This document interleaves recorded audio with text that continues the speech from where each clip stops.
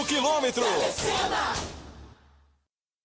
Termina a busca por desaparecidos no desabamento do edifício Andréia, em Fortaleza. O corpo da síndica é o último a ser encontrado e confirma 9 mortos na tragédia. A polícia de São Paulo prende libanês condenado por comandar uma quadrilha internacional de tráfico de drogas. A capital do Chile tem novos protestos violentos, mesmo após o governo decretar estado de emergência. Motivo da revolta é o aumento na tarifa do metrô. Rompimento de barragem de uma mineradora na Sibéria mata 15 pessoas. O parlamento britânico impõe nova derrota ao primeiro-ministro e prolonga a novela do Brexit. Dia de vacinação contra o sarampo tem movimento reduzido nos postos de saúde de São Paulo, estado com mais vítimas da doença. Esse é o maior surto de sarampo no estado depois de 22 anos. Piloto faz manobra impressionante para evitar queda no Mundial de Moto. Provavelmente eles estavam sem máscara em algum momento para chegar nesse ponto, né?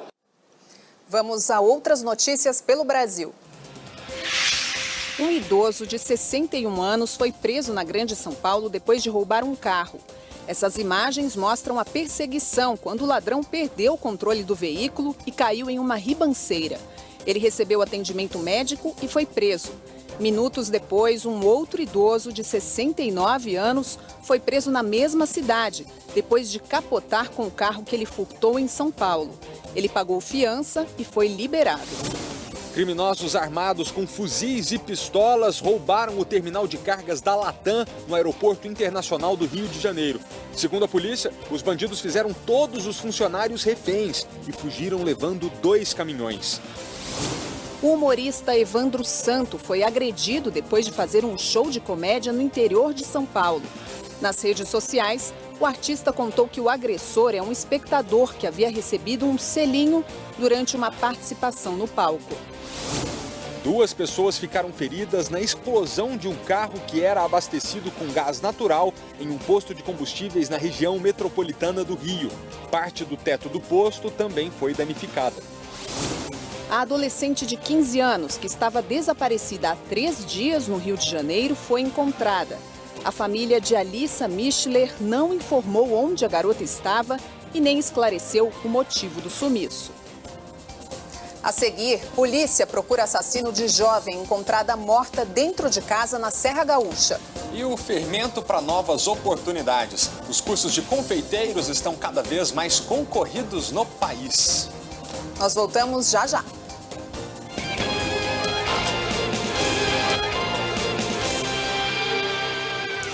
A Polícia Civil de São Paulo prendeu no interior do estado um homem condenado por tráfico de drogas. Acusado de liderar uma organização internacional, o libanês conhecido como Sheik estava foragido desde janeiro de 2017.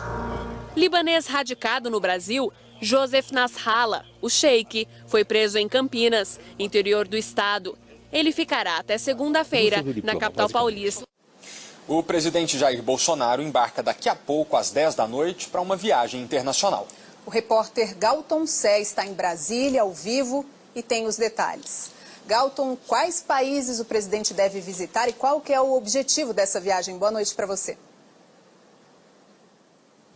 Boa noite, Solange. Boa noite a todos. O presidente Jair Bolsonaro ainda está aqui no Palácio da Alvorada, onde passou o dia e recebeu o filho Eduardo Bolsonaro, o procurador-geral da República, Augusto Aras, e também o ex-deputado Alberto Fraga, para tratar sobre a crise no PSL. Já sobre a viagem de daqui a pouco, ela vai ser a mais longa. Bolsonaro vai ficar fora por 10 dias. Na comitiva, 6 ministros e também parlamentares. O primeiro destino será o Japão. Lá, ele vai participar da cerimônia de posse do novo imperador.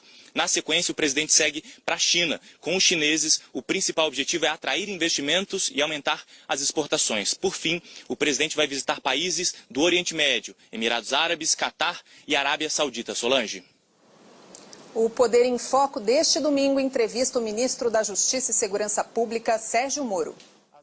O ministro avalia se os questionamentos feitos à Lava Jato por setores da mídia, do judiciário e do legislativo representam um retrocesso na operação. Eu acho que é um equívoco pensar o enfrentamento à corrupção unicamente em termos de Operação Lava Jato. Existe, sim, algumas possibilidades de riscos, mas o retrocesso é mais o enfrentamento à corrupção, não propriamente em relação à Operação Lava Jato. O ministro também fala sobre a ampliação da rede integrada de perfis genéticos, prevista no pacote anticrime. A medida deixa à disposição das autoridades DNAs de criminosos condenados pela justiça e os obtidos em cenas de crimes. Esse Banco Nacional de Perfis Genéticos tem um potencial para a resolução de crimes, de investigações, gigantesco.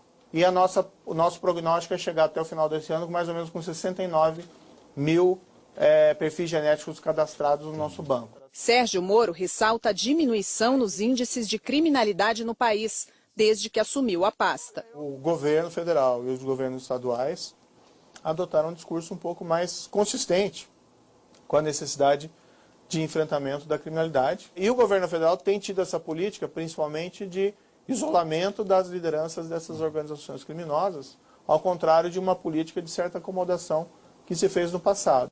Moro comenta uma eventual candidatura a cargos públicos, como concorrer à presidência do país.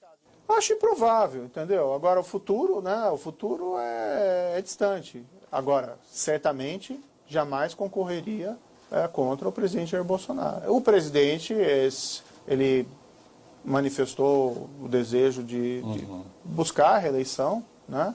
E se isso acontecer mesmo, evidentemente, como parte do governo, eu tenho um dever até de lealdade. O Poder em Foco vai ao ar logo após o programa Silvio Santos.